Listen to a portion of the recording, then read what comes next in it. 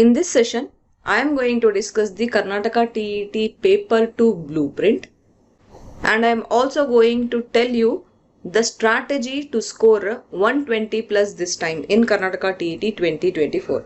Okay, if you are watching this video, then you must be the aspirant who want to write Karnataka TET 2024 for the first time, or you may be the aspirant who has already written TET and has qualified also, but want to get more marks when compared to previous time. So that's why you are preparing for TET 2024. Or you may be an aspirant who have tried your best and could not qualify previous time. That's why you want to write TET 2024 again to qualify the exam. If you are an aspirant who is from any of these three categories, then this is a must-watch video for you. Hello everyone, welcome back to my YouTube channel Unfog with Dr. Atahar Parveen. I hope you know this news that our education minister has announced that very soon they will be recruiting 10,000 teachers in Karnataka.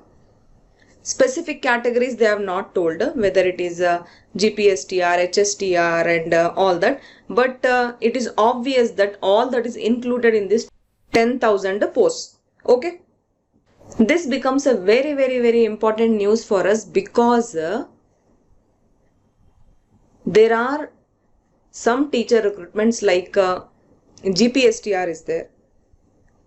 For that, the eligibility criteria to write the GPSTR is that the candidate should have qualified TET. So if you have not qualified TET, then you are going to lose this golden opportunity. So that's why I am stressing and making sure that you all get to know that TET is must for GPSTR. In case the recruitment come and you have not cleared TET, then you have lost this golden opportunity, right? So don't do this mistake. Okay, this is a very simple criteria and you can easily clear this exam. You can qualify very easily. Okay, especially if you are an aspirant who is preparing for GPSTR and Hstr. I would also advise Hstr aspirants, if you have not cleared TET, better clear it. See, I know that it does not come under eligibility criteria for Hstr, but what is the loss if you clear it? Anyway, you are preparing only, right? Anyway, you are preparing for Hstr. Just go and write this exam also. There are more chances that you qualify this exam, and once you qualify, you can be eligible for GPSTR also. And in case the government brings a norm that TET is compulsory for Hstr, in that case also you will be safe only. Okay, anyway, that is not a criteria. Till now there is no such news that TET is compulsory for Hstr. I am just saying that in case, by chance, if they announce like that in the notification, you will be safe from that side also, right? Okay, now let me start with the blueprint of TET. Okay, see, this is the exam pattern. You will have 150 marks in your question paper. I am talking about paper 2. Okay, you will have child development pedagogy. You will have 30 questions, and you will have language 1, which is a compulsory part. You will have 30 questions. Language 1 means it can be Kannada, Urdu or anything. Whatever is your first language is language 1. Then you will have language 2. Whatever is your second language will be language 2. It will have 30 questions again. And maths and science part will have 60 questions. Okay. And there will be no negative marking. So total questions will be 150 marks and each question will carry 1 mark. That's why total 150 marks will be there in this question paper. Okay. Now, I have done some research by seeing the previous year question papers. Now here, as I already told you, here question number 1 to 30 will be this CDP. Then your first language will be question number 31 to 60. and your second language will be question number 61 to 90. And then question number 91 to 150. This will come under maths and science. Okay, in that also from question 91 to question number 112 you will have maths, and from question number 113 to question number 120 you will have pedagogical issues in mathematics. Then question number 121 to question number 143 you will have a science part, and then question number 144 to question number 150 you will have pedagogical issues in science. Okay, so total 22 questions from mathematics will be asked. Then here 8 questions from pedagogical issues in mathematics. Then here there will be 22 questions from science part and 8 questions from pedagogical issues in science. Okay, so this much is now clear, right? So this was all about your exam pattern. I hope you understood this. Okay, see, when you are having a clarity with question paper, things will become very easy for preparation. That's why I am giving you this much clarity on question paper. Okay, now after this, let us see a blueprint related to mathematics. So what is the syllabus for Karnataka TET paper 2? It is arithmetic progression, number system, statistics and probability, trigonometry, coordinate geometry, identities, pair of linear equations in two variables, quadratic equations, polynomials, mensuration, triangles, quadrilaterals, circles and area related to circles. Okay, now this is the syllabus for mathematics. Okay, now we can plot the blueprint. Now this blueprint I have made based on a few previous year question papers. Okay, I have taken few previous year question papers and I have analyzed all of them, and then I have made this blueprint. Okay, so this blueprint is a whole and soul made by me only. So if you don't agree with me, then please feel free to write in the comment section. Okay, this video is just made to help you all in preparation and making things easy for you. Okay, so now let us see how many number of questions are expected from each chapter. See, first one is arithmetic progression. Compulsory one question to pakka it will come in the exam. Sometimes they ask 2 questions also. That's why I have written 1 to 2 questions are expected from arithmetic progression. Then coming to number system. Number system we can expect 4 questions also, because this is a very general chapter and many basic things are there. So they expect the teacher aspirant to know basics from mathematics. Okay, so I am writing 1 to 4 questions are expected. You never know, 4 questions also may come or 3 questions may come from this chapter. Okay, next is a statistics and probability. So 1 question is compulsory from statistics and 1 question is compulsory from probability. Every time they are asking 1 question from each chapter. Okay, next is a trigonometry. Trigonometry they can ask 1 question. 1 question is compulsory. Sometimes they can ask 2 questions also. So I am writing 1 to 2 questions are expected from trigonometry. Then is coordinate geometry. Here also 1 to 2 questions are expected, but 1 question to compulsory they will ask. Okay. Then in chapter identities, sometimes they may miss this chapter also. Sometimes they may ask 1 question.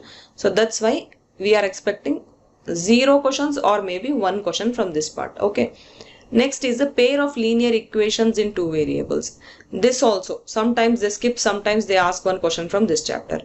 Then quadratic equations, compulsory 1 question they will ask only from quadratic equations, and polynomials also they are asking 1 question compulsory. Then mensuration, they are asking many questions from this chapter, so we can expect 4 to 5 questions from this chapter. Next is a triangles. 1 question is compulsory. They will ask pakka. They will ask from this chapter. Then quadrilateral. This chapter sometimes they are asking 1 or sometimes 2 questions also. Then in circles they are asking at least 1 question, and areas related to circles sometimes they are asking 2 questions also. Okay, so this is the clear view about the number of questions expected from each chapter. Now things have become very much clear, right? So what are the chapters you should start with for preparation? You should become perfect with number system and mensuration first. Okay, go for number system and mensuration. You can easily score minimum 8 marks if you get perfect with these two chapters. Okay, then there are some sure questions, right? One question from statistics, one question from probability. See, this chapter they are asking very simple and easy questions. You know what is the secret of these question papers, especially in mathematics for Karnataka TET paper 2? I have observed that they are asking easy questions from tough chapters. Like statistics and probability is a tough chapter, right? It becomes little bit tough for TET aspirants, right? So they are asking very easy question from this chapter. Even in arithmetic progression, they are asking very easy question. But number system is a very basic chapter, right? So they are asking tough questions from number system. Okay, they are asking tough questions from area related to circles also.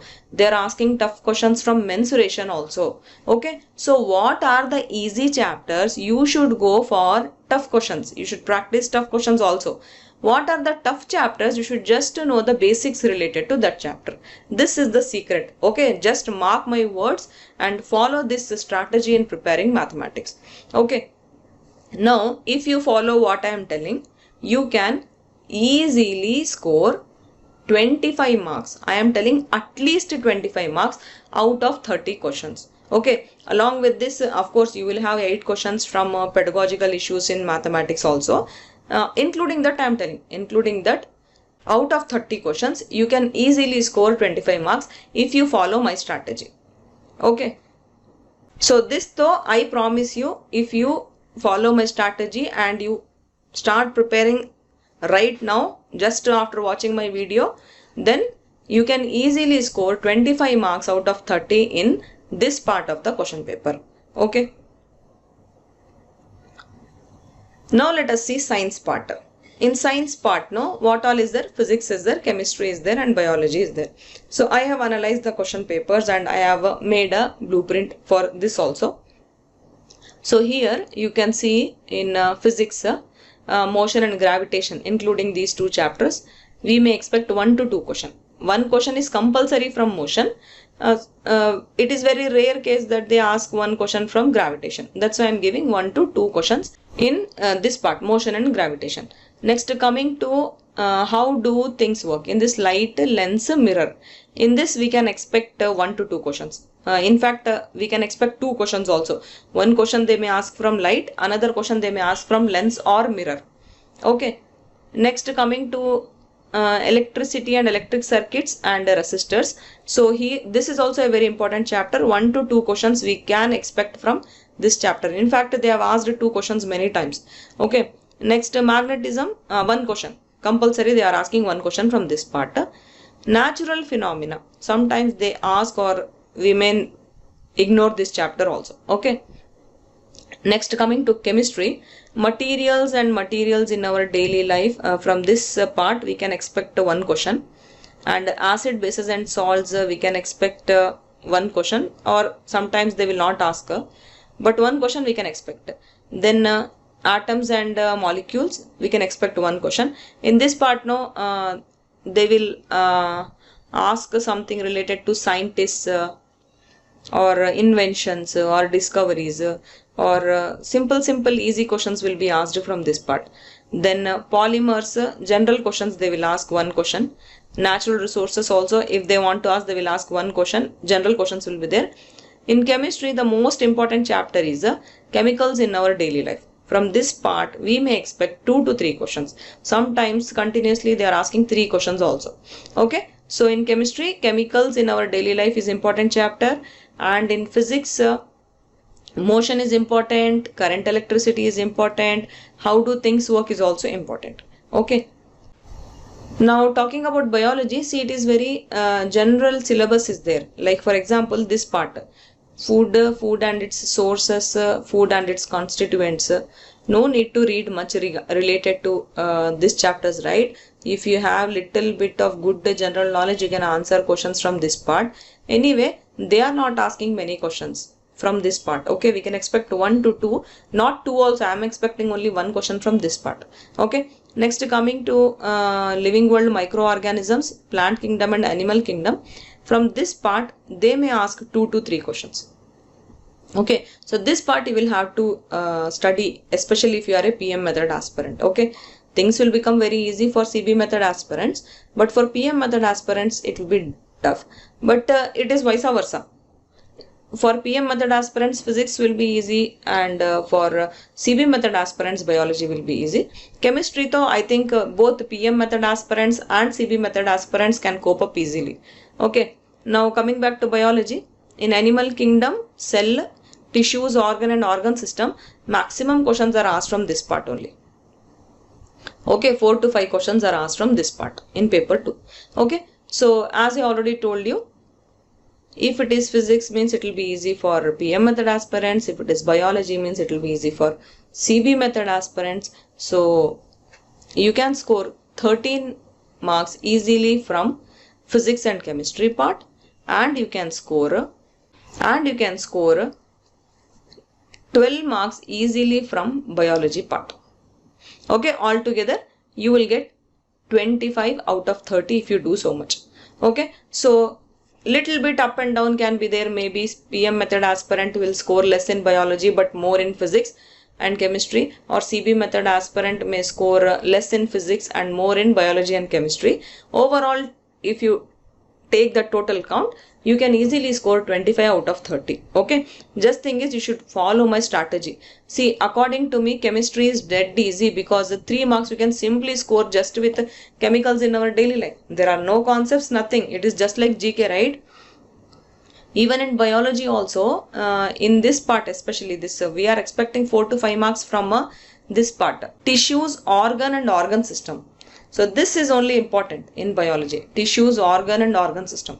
You can easily score 3 marks at least from that part. Okay, so this was about science. Now remember, you scored 25 marks in mathematics, 25 marks in science. Now let us go back to our list of number of questions. See, if you have nicely prepared for child development and pedagogy right from your B.Ed, then minimum marks you can score is 20 marks, right, out of 30 questions. Language 1 though is your first language. Why do you lose marks here? You can easily score 30, right?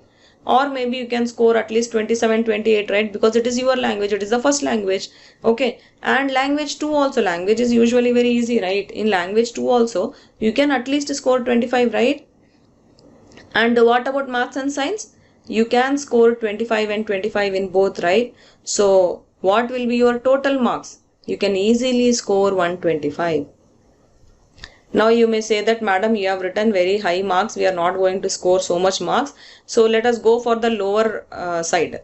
See, if you have not at all prepared for child development pedagogy, but you have read it in B.Ed, right? Something at least you know about it, right? So with some common sense and general logic and presence of mind, you can answer few questions at least, right? At least 50% questions, right? So you can score 15 from that, right? Then language 1, maybe you are not good in your first language also. You may score at least 20, right? And in second language also you can score at least 20, right? And in maths and science, you can score at least 20 and 20 with the strategy I have told you. Just to read the important chapters and go. With that at least you can do so much, right?